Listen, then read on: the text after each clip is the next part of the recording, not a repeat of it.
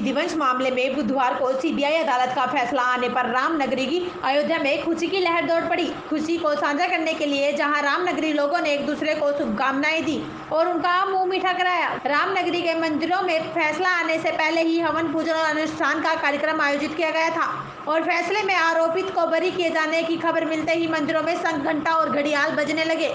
CBI court के फैसले की खबर मिलने के बाद प्रसिद्ध पीठ हनुमानगढ़ी में सुबह से ही हवन पूजन का कार्यक्रम विधिक ढंग से किया जाता है रहा। फैसला आने के बाद सिद्ध पीठ हनुमानगढ़ी में अर्चक राजू दास ने कहा कि सीबीआई कोर्ट द्वारा दिया गया फैसला कोई एहसान की बात नहीं है।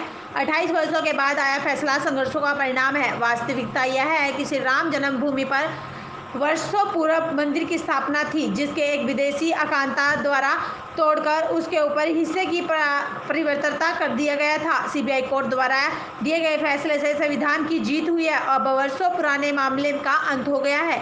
चैनल 18 भारत के लिए अयोध्या से अमिताभ श्रीवास्तव की ये रिपोर्ट। जय श्री राम जन्मभूमि की जय। आज आप देख सकते हैं कि अयोध्या में उत्साह है, क्योंकि विगत कई सौ वर्षों के संघर्ष के बाद यह जो राम जन्मभूमि का पक्ष में फैसला आया, सारे एविडेंस, सारे साक्ष्य, सारे आधार देने के बाद किसी का एहसान नहीं है इस विषय में, और लगातार संघर्ष करने के बाद यह आदेश आया। आप देखिए कि बाबरी मस्जिद थी ही नहीं, वो तो मंदिर था।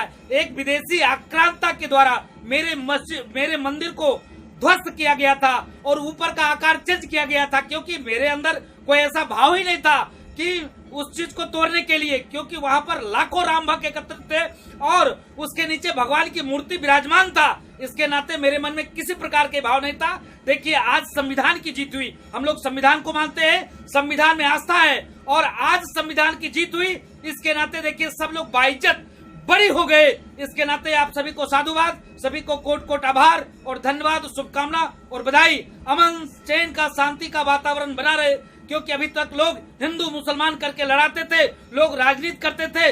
विगत प्रयास किया लोगों ने 70 वर्षों से लोगों को लड़ाने के लिए, क्योंकि जिनको जिम्मेदारी मिली थी 370-35 से और राम जन्मभूमि का मामला हल करने के लिए, वही लोग यहाँ पर विवाद खड़ा करते थे। आज यह मामला, आज लास्ट जो था बाबरी मस्जिद का प्रकरण, वो भी खत्म हो गया। मैं साधुवाद दूंगा उच्चतम न्यायालय को, चीफ जस्टिस महोदय को। आज फैसला आ गया, 32 के 32 लोगों को बरी कर दिया गया। 49 लोग थे मामले में, जिससे 17 की मृत्यु हुई और 32 को बरी कर दिया गया है। बाबरी विध्वंस के जो आरोपी थे उनको ससम्मान व इज्जत बरी करने के लिए बहुत दिनों से लोग तमाम तरह के पूजा पाठ, यज्ञ अनुष्ठान इत्यादि कर रहे थे, और आज जैसे ही जो है न्यायपालिका से एक खबर मिली कि वो ससम्मान रिहा कर दिए गए, पूरे देश में खुशी की लहर है। सब जगह मीठा जो है लड्डू, पेड़ा इत्यादि बांटे जा रहे हैं। और अब मैं जगत गुरु परमहंस आचार्य पीठ श्री तपस्वी जी छावनी रामघाट अयोध्या से केंद्र सरकार से मांग करना चाहता हूं कि जिस तरह से राम मंदिर का रास्ता साफ हुआ, उसी तरह से जो है मथुरा, काशी और तेजो महालय का भी रास्ता साफ होना चाहिए। अब विदेशी आक्रांताओं के द्वारा जो भी सांस्कृतिक अतिक्रमण के कलंक हैं भारत में, वो सब हटनी चाहिए। जय श्री राम। आज सनातन समाज के लिए सबसे गौरवशाली दिन है।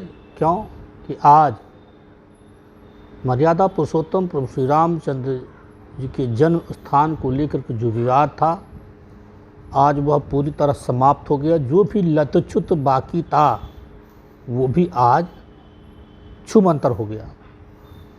सीबीआई कोर्ट ने जो निर्णय दिया है वह बधाई के योग्य नहीं, बहुत ही ऐतिहासिक, अविस्मरणीय और न्यायोचित निर्णय दिया है। इसी निर्णय की अभिलाषा थी, उनके लिए भी बार बार उनको कोर्ट बार बार नमन है, उनका अभिनंदन है। अब भारत सरकार से एक सामूहिक रूप से करबद्ध याचना है कि भारत में सांप्रदायिक घटनाएं, उन्माद, हिंसा, अनावश्यक अनर्गल प्रलाप तो रोकने के लिए ईश निंदा कानून शीघ्र से शीघ्र लागू करें, जिसकी आवश्यकता है। आवश्यकता ही नहीं, परम आवश्यकता है। भारत में ईश निंदा कानून लागू किया जाए। दुनिया के कई देशों में यह कानून लागू है, भारत में इसकी ज़रूरत है। पुनः एक बार फिर श्री राम जन्मभूमि विवाद पर जो निर्णय सीबीआई कोर्ट का आया है वह प्रशंसनीय है, अभिनंदन है, उसके लिए बधाई है। रामादल ट्रस्ट की ओर से बरी किए गए सभी लोगों का हार्दिक स्वागत, अभिनंदन है।